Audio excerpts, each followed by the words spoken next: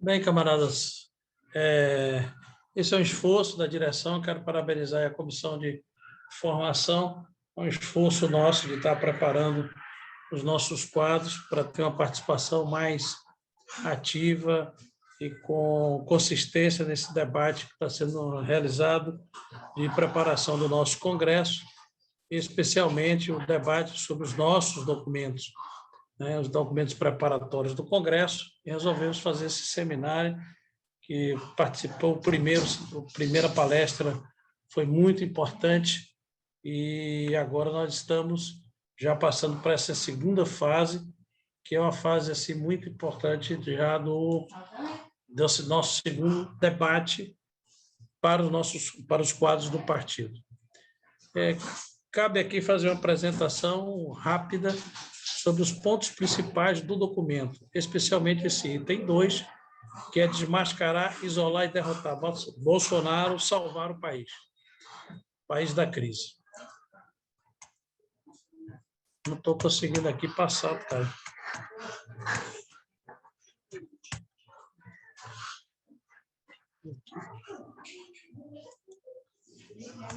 Tá. Em primeiro lugar, destacar que o governo Bolsonaro e o espectro de forças que ele representa não se constitui um fenômeno isolado. Ou seja, esse crescimento da extrema-direita é um fenômeno mundial. E tem a ver com três elementos que eu resolvi destacar aqui, que já está tratado no tema anterior, mas só para fazer o link desse debate com a palestra anterior, que é o cenário internacional, é que esse fenômeno do crescimento da extrema-esquerda, da extrema-direita no mundo, tem a ver com a atual crise do capitalismo, portanto, essa situação do neoliberalismo, das políticas neoliberais e o processo de globalização do capital. Esse processo que levou a um aguçamento das contradições, especialmente do distanciamento entre os países, da disparidade de renda, de situação econômica entre os países e dentro dos países. Então, essas políticas neoliberais terminaram por concentrar renda, aumentar a miséria, aumentar as desigualdades e a disparidade entre as nações.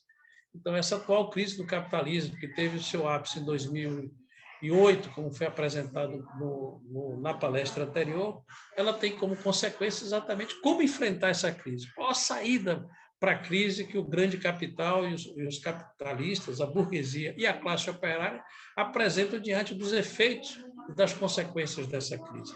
Então, esse elemento é um elemento importante para criar um contexto favorável ao crescimento dessas forças de ultradireita. Isso ocorreu também na década de 20 do século passado, onde surgiu o fascismo no final da década de 20 do século passado, na Itália, depois se expandiu para a Alemanha, onde tivemos essas experiências com essas características neofascistas. Então, esse é um elemento. A outra é a deslegitimação e esvaziamento das democracias liberais. Essas políticas que foram implementadas nas democracias, o esvaziamento e a captura desses estados democráticos, que até tinham feito políticas de bem-estar social na Europa e que permitiam uma certa distribuição de renda, que permitiam um certo colchão para diminuir as desigualdades sociais, isso foi sendo esvaziado através das próprias democracias liberais, que foram capturadas pelo capital financeiro. E que essa deslegitimação também abriu espaço para o crescimento da extrema-direita e para a contestação dos aspectos das instituições democráticas por esses setores de extrema-direita, inclusive atraindo grande parte do povo, grande parte de setores que foram excluídos do processo de desenvolvimento neoliberal e dessa globalização do capital.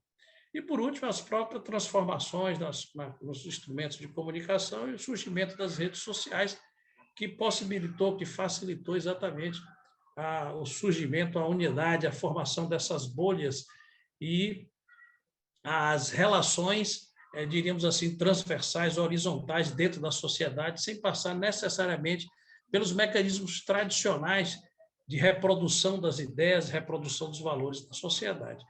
Então, surge, portanto, a partir disso, então não é um fenômeno isolado, é um governo neofascista, que chega governo central, cuja estratégia é a mudança do regime político.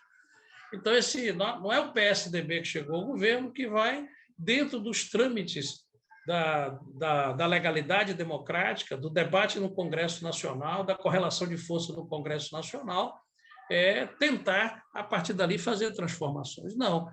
O objetivo dessa força neofascista, que chegou ao governo central em circunstâncias de um golpe institucional contra a presidente Dilma e as consequências que isso causou no país, dessa ofensiva, ele abre uma estratégia de mudança do regime político, ou seja, quer se criar um Estado autoritário. Então, essa força neofascista, portanto, tem um objetivo claro de um governo que avança na desconstrução nacional, vários aspectos da desconstrução nacional, desde a desconstrução no processo educacional, no Estado Nacional, nos instrumentos do desenvolvimento do Estado Nacional, são todos os aspectos da sociedade, na ciência e tecnologia, porque eles querem mudar o regime político. Então, não é apenas uma alternância democrática dentro do governo, nós estamos vivenciando exatamente um quadro político de tentativa de mudança do regime. Então, o ataque dele é um ataque ideológico às instituições, é um ataque ideológico à ciência, um ataque ideológico a todo um conceito de diversidade, porque eles querem mudar o regime, criar um regime conservador que, a partir daí, imponha o domínio do capital e supere ou enfrente essa crise sob o ponto de vista conservador. Portanto, nós estamos vivendo um quadro de defensismo tático, porque nós estávamos no quadro de defensismo estratégico, por conta da derrota do socialismo no passado, e agora nós estamos num quadro de defensismo tático. Nós já estivemos num quadro de ofensividade tática, mesmo dentro de um quadro defensivo estratégico, quando estávamos dentro do governo Lula. Agora nós estamos vivendo um defensismo estratégico e o tático. E uma característica desse fascismo no Brasil é que é um fascismo que tem um perfil ultraliberal na economia. Todas as experiências fascistas foram extremamente nacionalistas e tinham um projeto de desenvolvimento calcado nas forças nacionais, mesmo que o movimento de desenvolvimento ou de crescimento econômico, se alguns queiram ser mais precisos, mas baseado no modelo conservador. Então, as forças políticas e sociais oposicionistas precisam de conseguir uma unidade em patamar superior, porque o confronto dos movimentos se dá com a força de um agrupamento neofascista. E nisso reside toda essa instabilidade político-institucional, com certa imprevisibilidade. Veja que agora há um confronto do Supremo Tribunal Federal, do TSE, contra o Bolsonaro em relação a uma tentativa de criar um clima a partir da implementação do voto, da tentativa de retomar o voto impresso, o que é um atraso muito grande, que abre espaço para, inclusive, contestação do processo eleitoral e das fraudes. Então, de novo, repõe-se agora para a nação uma encruzilhada histórica, porque o Brasil está vivendo um ataque frontal à sua própria existência enquanto nação, porque pilares fundamentais da estrutura da nação brasileira estão em xeque. Até as próprias Forças Armadas, que é um instrumento do Estado Nacional, se transformou num partido político, e age como partido político, e é uma das principais bases de sustentação desse governo Bolsonaro, além dessas forças conservadoras, do agronegócio, de setores da classe média reacionários e de mesmo setores que foram excluídos desse processo de desenvolvimento econômico globalizado e que têm assim, uma visão muito arrivista e que, portanto, apoiam essas visões da extrema-direita e que têm uma base política razoável hoje no país, uma base política militante. Então, o resultado do governo Bolsonaro é um desastre. Ele aprofundou uma crise nas múltiplas faces no país. O próprio resultado de como se combateu a pandemia é uma demonstração mais clara da essência desse governo, um governo negacionista, um governo que ataca a ciência, que ataca o Sistema Único de Saúde do Brasil, ataca os direitos sociais, ou seja, a desconstrução ocorre em campos diversos. E o Estado Nacional está cada vez mais a serviço do capital especulativo e do rentismo. E, além do patrimônio nacional, está sendo dilapidado. Esse processo de privatização é a rapinagem, estamos desmontando o setor de energia elétrica do Brasil, cresce celeremente o desmonte da Petrobras enquanto uma empresa verticalizada, uma empresa que ia do poço ao posto, então ia da exploração do petróleo até a produção, até a distribuição de combustível, né? Hoje é uma empresa que está sendo dilapidada, está sendo toda ela esquartejada para se transformar apenas numa empresa exportadora de petróleo. Então, retrocesso, e é um retrocesso que se dá em todas as áreas. Hoje você vê o encontro que tiveram do pessoal do Ministério que faz uma avaliação do desemprego, que está na casa dos 15 milhões quase de desempregados, sem falar os desalentados e os desocupados, que aí vai para a maioria da população brasileira. A opinião dos caras é que isso está ocorrendo porque ainda tem muito direito dos trabalhadores e que precisa flexibilizar mais, criar mais mecanismos de contratação sem instrumentos de garantia de direitos. É cada vez mais a visão desse capital especulativo e da precarização do trabalho. Portanto, é um desastre e os resultados estão computado aí na taxa de desemprego, no aumento agora, voltamos à fome no Brasil, o desinvestimento na área de ciência e tecnologia. No governo Dilma, nós tínhamos quase 14 bilhões de investimento nas áreas de pesquisa e extensão, agora caiu para 4 bilhões, quer dizer, nós tínhamos 14, caiu para 4 bilhões, e com todas as dificuldades de liberação. Portanto, é um desmonte e é um desastre esse governo do ponto de vista do povo, do ponto de vista da nação. É claro que o capital especulativo, o grande agronegócio e esses setores rentistas continuam ganhando, é só ver o lucro do Banco Itaú essa semana e o lucro que tem adquirido aí o setor do agronegócio no nosso país. Nós temos, portanto, cresce essa luta contra esse governo. A CPI do Senado é uma questão, a CPI da Covid é um elemento importante para desmascarar essa demagogia do governo Bolsonaro, que chegou com sempre o discurso que a extrema-direita chega de combate à corrupção, de construção de um novo quadro político e social no Brasil. Então, está desbaratando completamente, não só a incompetência no combate à pandemia, na compra da vacina, mas também no processo de corrupção. E essa é a particularidade do governo Bolsonaro, é que é uma extrema-direita que tem uma política ultraliberal. Isso aí nós estamos levando à quebra de empresas, a um processo de desindustrialização, né? A participação da indústria brasileira hoje no PIB está como no período em que nós éramos uma grande fazenda de café. Então, essa desindustrialização é acentuada, né? E isso é que é um dado fundamental, porque quando o fascismo ele se implantou em diversos países, e mesmo a ditadura militar de 64, ela construiu um projeto nacional conservador, mas construiu um projeto nacional. E a proposta do Guedes é de uma abertura, de uma integração subordinada do Brasil na contexto internacional, né, na globalização internacional, enquanto os outros países estão indo no caminho inverso, reforçando as suas indústrias, os Estados Unidos, a guerra comercial com a China fazendo isso, né, os países lá asiáticos reforçando a sua industrialização e internalizando cadeias produtivas cujos insumos estão fora do país. Esse é o esforço da Europa. Aqui o Brasil continua nessa medida ultraliberal, portanto, é um dilema e, inclusive, uma própria limitação. Isso sem falar, como o desmonte é generalizado, ele se dá também não só nas políticas sociais, nas políticas econômicas, na política nos fundamentos do desenvolvimento que levaram o Brasil a uma política desenvolvimentista no passado, que é o BNDES, as empresas estatais, que foram grandes instrumentos do desenvolvimento do Brasil, da industrialização brasileira.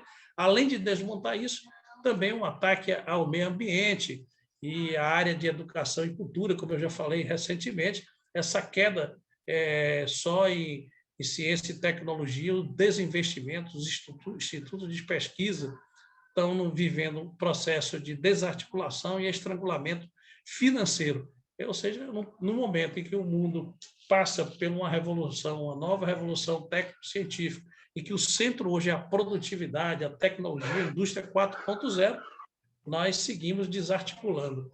Então, esse crescente isolamento, esses resultados levam o isolamento do Bolsonaro, né? E para se manter no poder, ele fez um conjunto de manobras políticas, inclusive contra o discurso inicial, de ataque ao Centrão, de construir uma nova política, e todos nós sabíamos que era demagogia, porque ele, inclusive, como ele mesmo confessou, ele é egresso do Centrão, né? Ele agora começa exatamente a construir uma base política no Congresso Nacional, através do Centrão, para impedir o seu impeachment, para impedir que se avance com o impeachment e, portanto, criando uma base política no Congresso Nacional, com base no fisiologismo. Tem aí, nunca se distribuiu tantas emendas parlamentares como agora, tem até um orçamento paralelo, um orçamento secreto, que se chama de tratoraço, que está permitindo a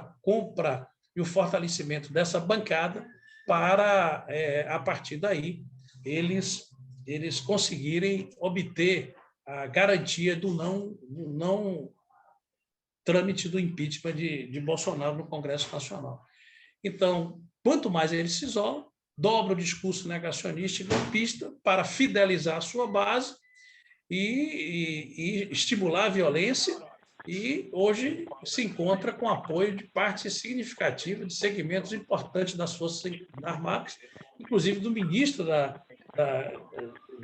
do ministro da Defesa, e com o último pronunciamento, inclusive, dos 3 comandantes militares, que dá uma demonstração da transformação de parte importante das Forças Armadas hoje num partido político que termina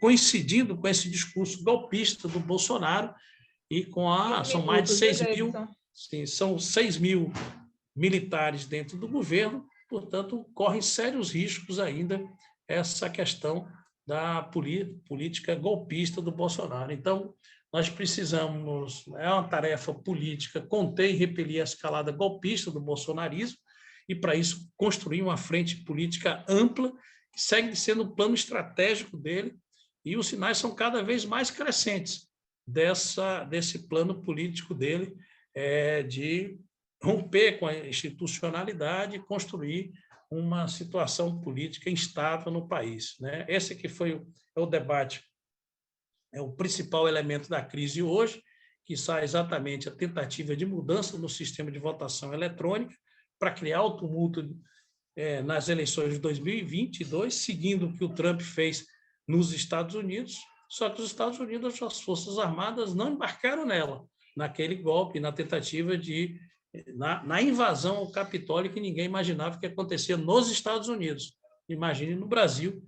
Essa é uma possibilidade real. Por isso, nós temos que ter, hoje, esse crescimento do isolamento, mas ele dispõe ainda margem de manobra, tem orçamento. Agora se fala numa Bolsa Família de R$300, né? Então, ele mantém força, ainda tem um centro na pesquisa, ele tem resiliência, então seria um grave erro subestimar essa estratégia autoritária e a força dele se manter e desse grupo se manter. Esse grupo não quer alternativa de governo, esse grupo está aí para se manter a qualquer custo. Por isso, essa reeleição do próprio Bolsonaro representaria uma ameaça ainda mais para o país. Então, nós precisamos implementar essa tática de frente ampla, democrática, defendida por nós, agora defendida por alguns partidos, inclusive o PT antes defendia a frente de esquerda, mas agora, quando o Lula voltou para o jogo, está defendendo a frente política ampla, que é correto, essa defesa da frente política ampla. Inclusive, nós temos 2 momentos do Lula. O Lula quando sai da cadeia e o Lula agora quando foi, diríamos assim, anistiado pelo Supremo Tribunal Federal. Então, nós estamos num período de defensismo tático e nós precisamos construir essa frente ampla sobre o risco do autoritarismo. Então, a esperança do povo desperto, vai sendo criada uma possibilidade real das oposições vencerem as eleições e derrotando o Bolsonaro. É claro que aí tem as várias alternativas que vão sendo construídas ao longo dessas articulações e dentro de um contexto de rejeição muito grande do Bolsonaro, né, cresce essa rejeição ao Bolsonaro, nós precisamos, nesse âmbito, não estreitarmos a linha política, continuarmos batendo pé firme nessa busca da unidade de uma frente política ampla, para, inclusive, unificar e derrotar o Bolsonaro. E, para isso, é necessária a mobilização do povo. Né? Veja que, a partir do momento que as manifestações começaram, cai mais ainda o prestígio do Bolsonaro, cresce a esquerda dentro desse contexto, cresce as forças mais consequentes, e isso tem repercussão dentro do Congresso Nacional e dentro da luta que se trava para o impeachment. Por isso, essa frente ampla é o caminho da vitória das oposições. Todas as vitórias que nós obtivemos contra o Bolsonaro se deu exatamente em função de manutenção dessa frente política ampla, que vai de nós da esquerda até os setores de centro e aos setores até democráticos de direita, mas que são contra essa escalada autoritária do Bolsonaro. Esse é o caminho, essa é a necessidade que nós temos. O caminho das oposições é um caminho de uma frente ampla que não se dê no primeiro turno, mas que pode se dar no segundo turno, dependendo de como seja a condução do enfrentamento ao Bolsonaro. Por isso, a luta que nós estamos travando do impeachment já, que é no sentido de desgastar o Bolsonaro, não tem correlação de força ainda no Congresso para isso, mas as mobilizações populares, o desgaste do Bolsonaro, o agravamento da crise social, vai colocando na ordem do dia o impeachment, e com ele nós vamos fortalecendo ainda mais as mobilizações populares. Então, o PCdoB aí é um debate que nós precisamos incorporar depois em um projeto de resolução de uma plataforma emergencial diante desse contexto de crise e da necessidade de derrotar o Bolsonaro. Portanto, o centro da tática do partido passa por derrotar o Bolsonaro, ou através do impeachment, primeiro, fazer essas mobilizações populares num conceito de frente política ampla, para que, a partir daí, a gente consiga efetivamente criar as condições para a reconstrução nacional com base nessa unidade que se faça frente à crise. Então, camaradas, esses seriam assim, os elementos mais importantes aí desse item 2 aí, que está apresentado nos documentos do partido.